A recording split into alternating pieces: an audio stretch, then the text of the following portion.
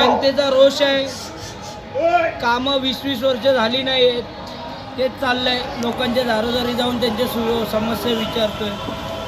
नक्कीच निवडून आल्यानंतर नक्कीच त्या कामांची मी मार्गी लावण्याचं काम करेन. तरी प्रभागाचा काय समस्या आहेत, काय कुठच्या समस्याला मोठा प्रश्न आहे पाण्याचा, आमचा म्हाडाचा चाळीचा तोच प्रश्न आहे.